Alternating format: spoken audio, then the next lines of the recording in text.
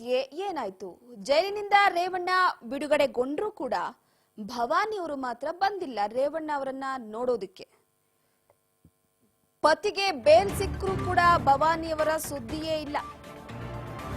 ಬಿಡುಗಡೆಯಾಗಿ ಗೌಡರ ನಿವಾಸಕ್ಕೆ ರೇವಣ್ಣ ಅವರು ತೆರಳಿದ್ರೂ ಕೂಡ ಭವಾನಿ ಅವರು ಮಾತ್ರ ಯಾಕೋ ಕಾಣಿಸ್ಕೊಳ್ತಾ ಇಲ್ಲ.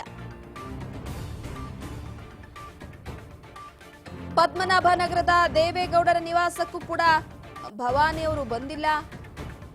ರೇವಣ್ಣ ಅವರು ಜೈಲಿಗೆ ಹೋದ್ರೂ ಕೂಡ ಅವರನ್ನ ನೋಡೋದಕ್ಕೆ ಭವಾನಿ ಅವರು ಹೋಗಿಲ್ಲ. ರೇವಣ್ಣ ಎಸ್ಐಟಿ ಕಸ್ಟಡಿಯಲ್ಲಿ ಇದ್ದಾಗಲೂ ಕೂಡ ಭವಾನಿ ಅವರು ಹೋಗಿಲ್ಲ. ಏನಾಯ್ತು ಹಾಗಿದ್ರೆ ರೇವಣ್ಣ ಭವಾನಿಯವರ ಮಧ್ಯೆ? ಮೋಸ್ಟ್ಲಿ ಬೇಜಾರಾಗಿರಬೇಕು ಭವಾನಿ ಅವ್ರಿಗೆ. ಈ ರೀತಿಯಾದಂತಹ ಅಶ್ಲೀಲ ವಿಡಿಯೋ ಪ್ರಕರಣದಲ್ಲಿ, ಕಿಡ್ನಾಪ್ ಕೇಸ್ನಲ್ಲಿ ಸಿಕ್ಕಿ ಹಾಕಿಕೊಳ್ಳುತ್ತೆ ನನ್ನ ಕುಟುಂಬ ಅಂತ ಅಂದ್ಕೊಂಡಿರ್ಲಿಲ್ಲ ಅನ್ಸುತ್ತೆ. ಜೈಲಿನಿಂದ ರೇವಣ್ಣ ಬಿಡುಗಡೆ ಆದ ನಂತರ ಆದ್ರೂ ಕೂಡ ಭವಾನಿಯವರು ಬರ್ತಾರೆ ಅಂತಂದ್ರೆ ಭವಾನಿಯವರು ಕಾಣಿಸ್ತಾ ಇಲ್ಲ. ಪತಿಗೆ ಬೇಲ್ ಸಿಕ್ಕರೂ ಕೂಡ ಭವಾನಿಯವರ ಸುದ್ದಿಯೇ ಇಲ್ಲ ಅಂತಂದ್ರೆ, ಬಿಡುಗಡೆಯಾಗಿ ಗೌಡರ ನಿವಾಸಕ್ಕೆ ರೇವಣ್ಣ ಅವರು ಹೋಗಿದ್ದಾರೆ. ಇವತ್ತು ಬಿಡುಗಡೆ ಆಗ್ತಾರೆ ಅಂತ ಭವಾನಿ ಅವರಿಗೆ ಗೊತ್ತಿದೆ. ಗೊತ್ತಿದ್ರೂ ಕೂಡ ಭವಾನಿಯವರು ಮಾತ್ರ ಬಂದಿಲ್ಲ.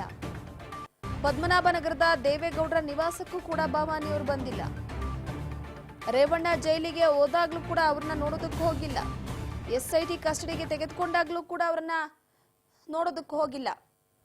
ಭವಾನಿ ರೇವಣ್ಣ ಅವರು ನಿರ್ಲಕ್ಷ್ಯನ, ಬೇಸರನ, ತಮ್ಮ ಕುಟುಂಬಕ್ಕೆ ಈ ರೀತಿ ಒಂದು ಕಳಂಕ ಬಂತು ಅಂತ ಬೇಸರ ಏನಾದರೂ ಆಗಿರ್ಬೋದಾ ಭವಾನಿ ಅವರಿಗೆ? ಎಲ್ಲವೂ ಕೂಡ ಕಾಡ್ತಾ ಹೋಗುತ್ತೆ.